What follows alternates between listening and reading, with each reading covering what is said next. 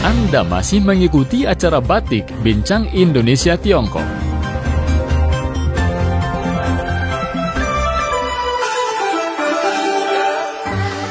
Pendengar, bagi penikmat mie tentu sudah tidak asing dengan yang namanya sumpit. Nah, sumpit ini yang juga menjadi piranti makanan bagi penggemar masakan Tiongkok, Jepang ataupun Korea. Hari ini kita akan membahas sejarah, fakta, dan keunikan dari sumpit bersama Bapak Andi Chiu, seorang pegiat media Mandarin dan penyiar bahasa Mandarin. Apa kabarnya hari ini, Pak Andi? Halo Mas Dika dan seluruh pendengar Radio Barata dimanapun Anda berada. Ya. Kabarnya cukup baik hari ini. Oke. Semoga pendengar juga sehat walafiat ya. Iya.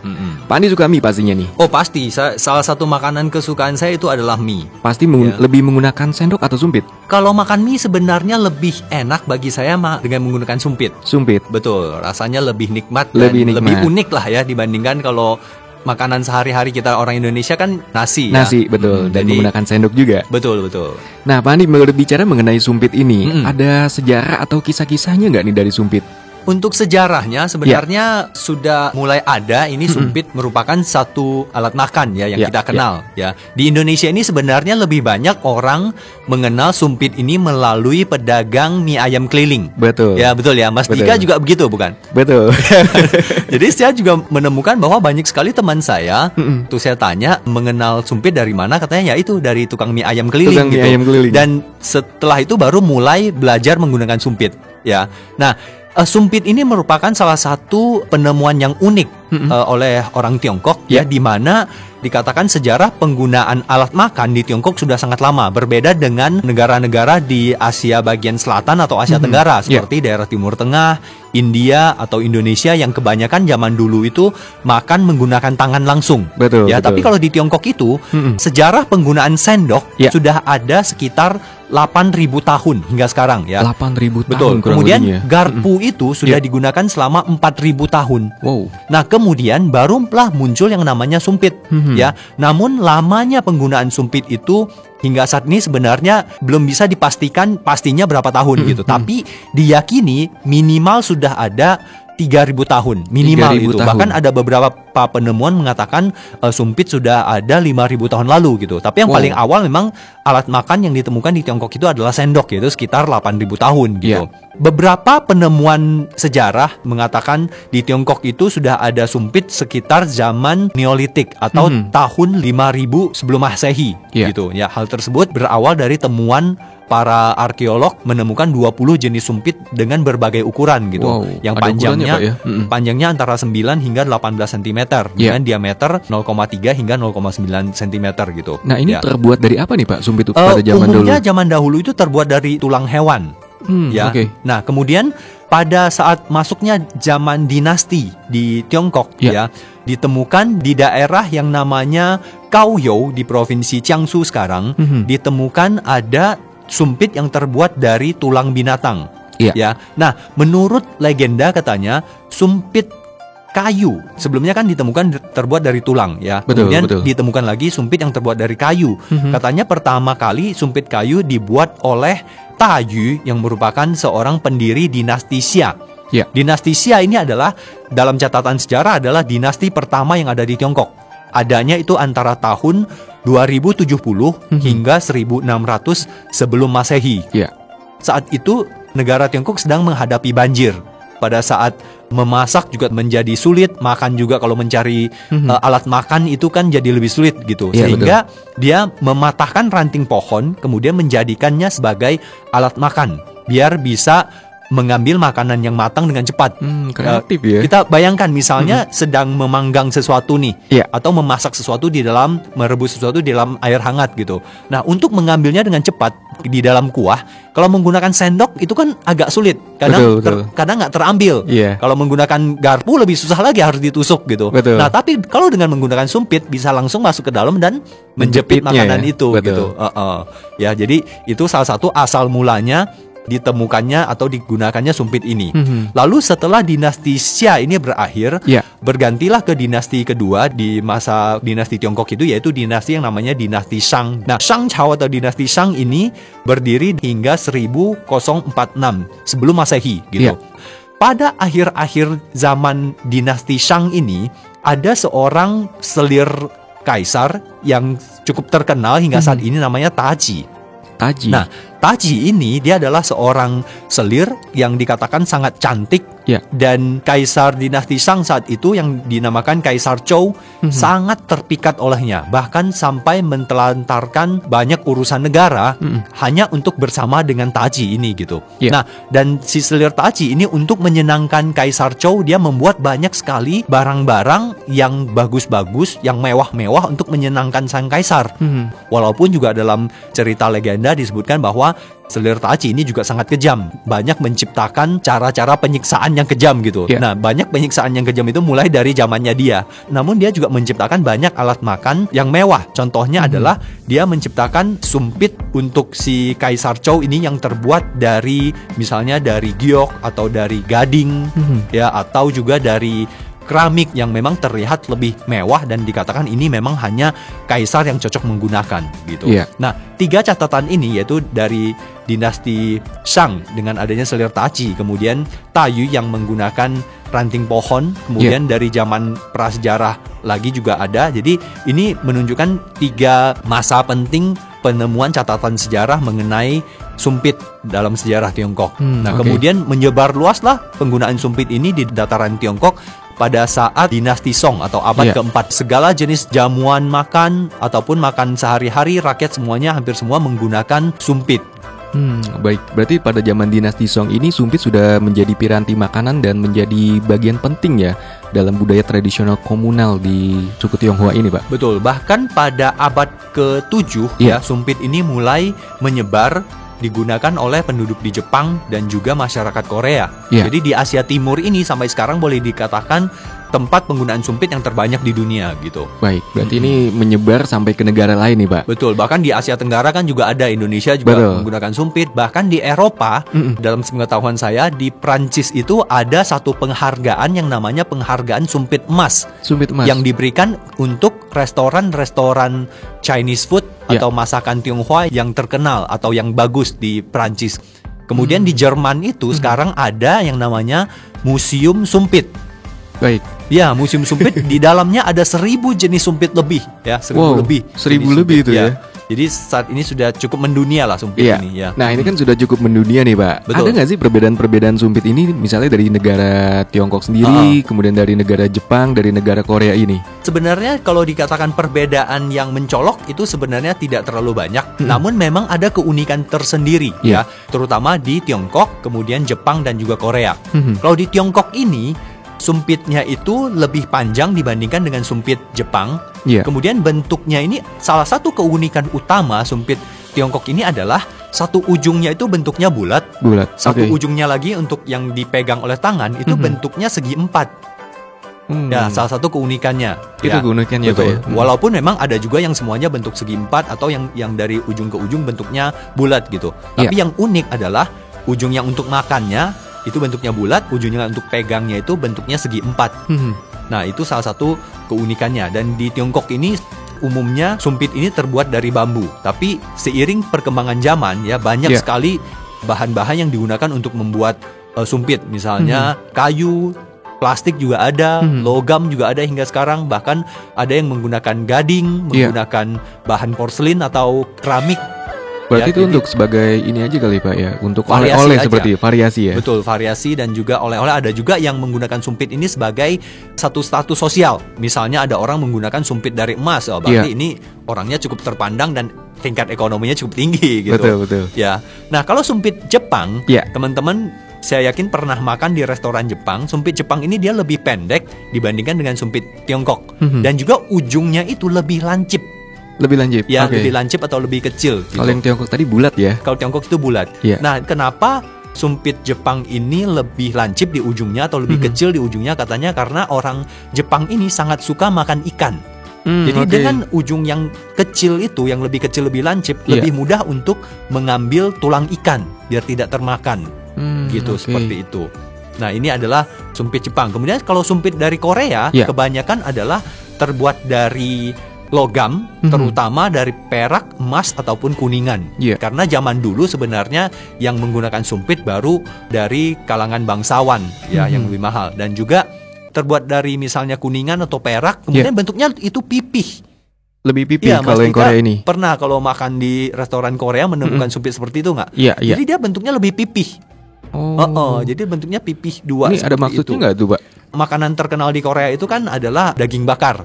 Ya, untuk mengambil daging bakar dikatakan kalau menggunakan bahan dari logam itu lebih baik gitu, dibandingkan dengan dari plastik, karena kalau plastik itu tersentuh panas kan bisa menimbulkan zat yang berbahaya. Jadi bahan logam ini kemudian bentuknya pipih itu biar lebih mudah mengambil daging yang bentuknya irisan gitu. Dan selain itu, bentuk sumpit Korea yang lebih pipih juga berhubungan dengan tradisi keluarga Korea yang para istri diwajibkan menyajikan makanan kepada suami dan mertua secara perorangan. Artinya satu orang satu paket gitu ya. Artinya satu orang satu paket yang berisi nasi, lauk, sup, berikut juga alat makannya. Alat makannya orang Korea itu biasanya adalah sendok kuah dan sumpit. Nah, untuk menghindari sumpit terguling atau jatuh ke lantai saat paket makanan ini dibawa dari dapur ke meja makan, maka sumpit orang Korea dibuatlah pipih agar tidak mudah terguling. Dan di zaman dahulu banyak keluarga kerajaan yang menggunakan sumpit dari perak.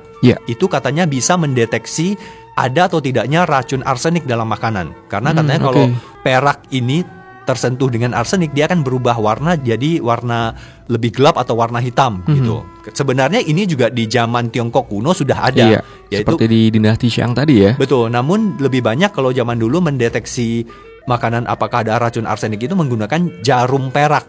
Masih tidak banyak menggunakan sumpit seperti itu. Tadi kan dijelaskan di Museum Jerman ini disebutkan ada kurang lebih 1000 jenis sumpit ini. Secara umum nih Pak Andi, untuk jenis sumpit ini ada berapa? Kalau dibagi berdasarkan ukurannya atau kegunaannya, ya ini ada 2 macam sebenarnya. Ya. Apa aja nih, Pak? Yaitu satu adalah sumpit untuk makan, kemudian ada satu lagi adalah sumpit untuk memasak. Nah, kalau sumpit untuk makan pastinya lebih pendek ya, yang seperti kita lihat sehari-hari gitu, lebih pendek dan lebih kecil, terbuat dari berbagai jenis bahan lah gitu. Kemudian kalau sumpit yang untuk memasak itu bentuknya lebih panjang, mungkin bisa 30 sampai 40 cm. 30 sampai 40. Betul. Dan juga bentuknya itu diameternya lebih besar. Ya, mungkin ada yang pernah melihat ada orang yang menjual mie atau mie ayam, dia menggunakan sumpit yang besar untuk mengaduk mie-nya di dalam kuah. Atau juga pernah melihat penjual cakwe yang sedang menggoreng cakwe, dia menggunakan sumpit yang sangat besar gitu dibandingkan dengan yang biasanya kita pakai untuk makan gitu. Kenapa nih, Pak? Ya, ini karena satu untuk menghindari tangan terkena air panas atau minyak panas pada saat menggoreng, dan juga biar bisa cepat. Misalnya sedang menggoreng cakwe atau menggoreng makanan tertentu, bisa dibolak-balik dengan cepat kalau menggunakan sumpit dibandingkan dengan menggunakan apa itu namanya yang dipakai SpongeBob itu spatula itu ya. Berarti lebih aman ya untuk yang sumpit lebih panjang ini. Betul, jadi harus lebih panjang dan lebih praktis bagi kebanyakan orang yang menggunakannya gitu dibandingkan dengan sumpit yang untuk digunakan untuk makan. Untuk makan tadi. Gitu. Nah, tadi kan dijelaskan ini sumpit untuk makan ini artinya lebih pendek nih, Pak. Betul. Kenapa lebih pendek, Pak, nih ukuran untuk yang sumpit untuk makan? Ya, sumpit yang untuk makan yang digunakan oleh orang Tiongkok biasanya ukurannya 20-an cm gitu. Ya, mungkin 22 sampai 26 cm gitu. Nah, kita bayangkan saja kalau misalnya sumpit itu panjang, kita mau makan juga susah. Ya kan? Ya, memang mengambil makanan yang jauh itu mudah gitu. Tapi untuk dimasukkan ke dalam mulut itu kan jadi susah. Betul. Ya, sedangkan kalau kita makan itu biasanya kalau kita makan menggunakan sumpit, mangkuk makanan kita juga didekatkan ke mulut. Jadi kan lebih mudah kalau sumpitnya pendek dibandingkan sumpitnya panjang. Makanya kan jadi susah gitu. Dan nggak mengganggu orang sebelah kita juga ya, Pak ya? Betul. Nah, untuk fakta-fakta uniknya dari sumpit ini apa aja nih, Pak? Salah satunya adalah tadi mengenai bahan-bahannya atau bahan untuk membuatnya ya. Paling tradisional dari tulang, kemudian bambu, kayu, hingga ada yang terbuat dari gading, logam. Sekarang juga ada banyak sebenarnya yang terbuat dari plastik, karena sekarang kan tidak disarankan menggunakan sumpit yang sekali pakai buang gitu. Jadi yang bisa dicuci kembali biasanya sekarang kita lihat banyak yang terbuat dari plastik ya. Hanya Jepang berarti yang menggunakan sumpit sekali pakai ya, waribashi itu ya? Iya, lebih banyak di Jepang karena memang ya ada kelebihan dan kekurangan juga. Kalau sumpit yang digunakan sekali kan lebih higienis gitu. Betul. Tapi dari segi ramah lingkungan ya mungkin lebih kalah seperti itu. Sebenarnya keunikan dari sumpit ini ada manfaat tertentu kalau kita menggunakan sumpit sebenarnya. Apa aja nih, Pak? Contohnya adalah sumpit itu kalau kita sering menggunakannya, ini bisa membantu menurunkan berat badan. Menurunkan berat badan. Betul, karena orang Tiongkok itu kalau makan, tidak hanya pada saat makan mie dia menggunakan sumpit, tetapi pada saat makan nasi, makan bubur pun menggunakan sumpit. Gitu. Makan bubur pun menggunakan sumpit. Nah, saya tidak tahu pendengar apakah pernah mencoba makan nasi atau bubur pakai sumpit. Ya, kalau saya memang pernah, karena di dalam keluarga kami orang Tionghoa pada saat ada perayaan, misalnya makan bersama di saat malam Imlek, itu masih kita kembali ke tradisi yang paling awal, yaitu makan menggunakan sumpit dan mangkuk gitu. Nah, kalau kita makan menggunakan sumpit, itu makanan yang masuk ke mulut dibandingkan dengan sendok itu akan lebih sedikit. Dan membuat kita akan menggigit makanan itu menjadi lebih sempurna. Dan juga membuat kerja lambung tidak terlalu berat, karena makanan yang masuk ke dalam lambung itu perlahan-lahan, tidak banyak. Gitu. Dan dikatakan bahwa bagi orang yang punya masalah dengan gula darah atau diabetes, biasanya kan itu dituntut untuk mengkonsumsi makanan yang katanya indeks glikemiknya rendah. Indeks glikemik ini sebenarnya adalah menunjukkan kecepatan satu makanan atau makanan jenis karbohidrat diproses menjadi glukosa dalam tubuh.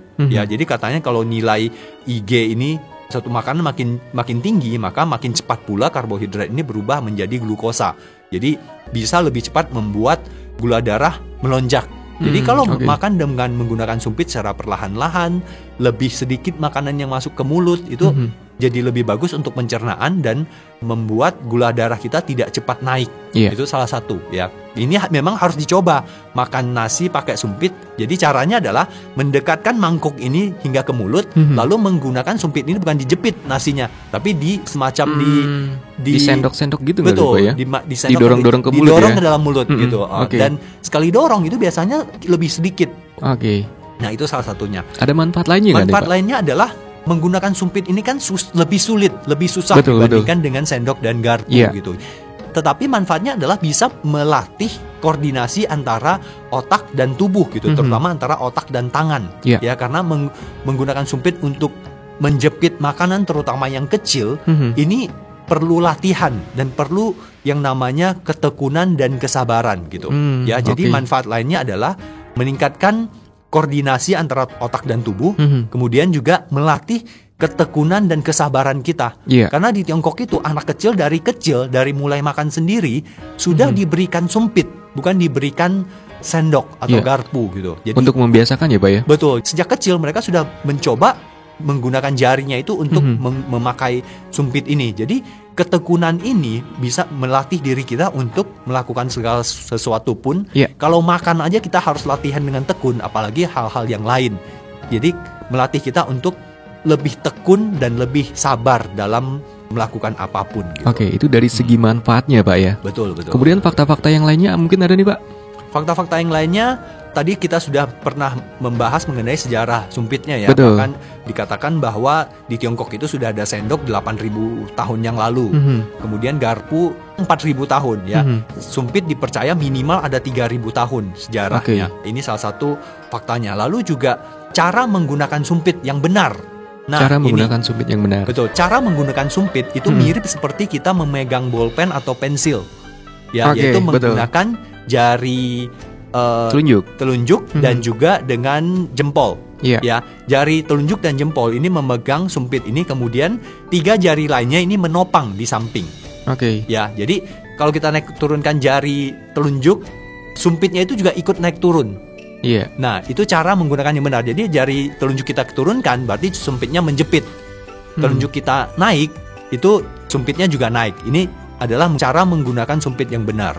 Seperti itu. Pak Andi, tadi kan udah dijelaskan untuk menggunakan sumpit dengan jari-jari seperti itu. Betul. Nah, untuk table manner-nya atau etika makannya ini dari sumpit ini ada nggak ya, Pak Andi? Ada, bahkan ini sudah merupakan satu peraturan, ada 13 larangan dalam penggunaan sumpit gitu. Berarti hal-hal tabu ya? Betul, ini berkaitan dengan etika dan juga kegunaan dari sumpit ini sendiri gitu, biar tidak hilang fungsinya gitu ya. Apa aja nih, Pak Andi? Nah, ada 13, mungkin karena masalah waktu kita tidak sempat membahas semua ya. Yang penting-penting aja. Tadi disebutkan bahwa cara memegang sumpit yang benar adalah menggunakan jari telunjuk dan jempol kita, jari ibu kita gitu untuk menggerakkan. Nah, banyak orang atau pemula yang menggunakan sumpit itu, dia menjepit atau memegang sumpit itu dengan jari ibu dan jari tengah, ya.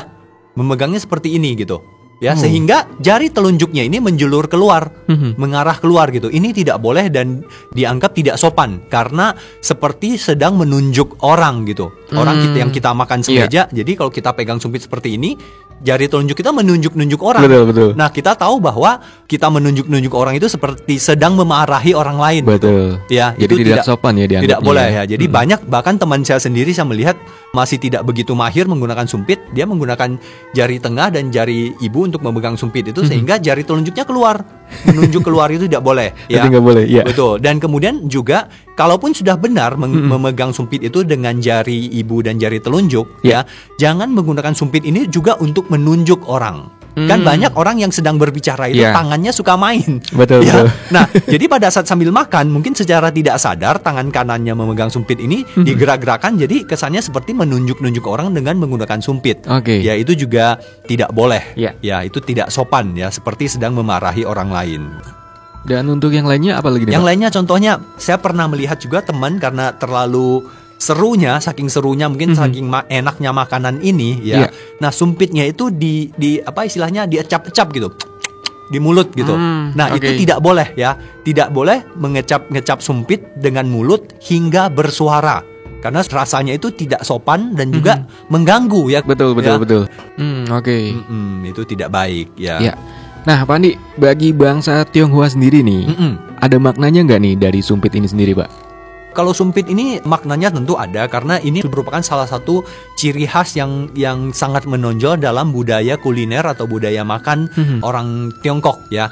Bahkan tidak hanya orang Tiongkok, bangsa Asia Timur lain seperti bangsa Jepang dan Korea pun sudah sangat melekat.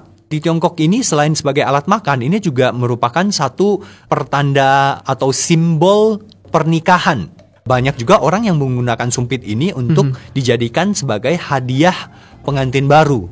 Sumpit ini kan bentuknya berpasangan ya. Kalau cuma satu itu tidak boleh. Nah, ada satu larangan juga kalau kita makan ya, tidak boleh menggunakan satu sumpit misalnya untuk menusuk makanan. Nggak boleh ditusuk berarti ya. Misalnya menusuk bakso atau apa dengan satu sumpit itu tidak boleh. Sumpit itu harus digunakan berpasangan atau dua. Jadi ini juga dianalogikan sebagai simbol pernikahan atau tanda cinta pasangan ini. Harapannya adalah selalu berpasangan dan tadi dikatakan juga tidak boleh ada sumpit yang lebih panjang satu dan diletakkan harus rata. Harus sama ya. Artinya suami istri itu adalah setara.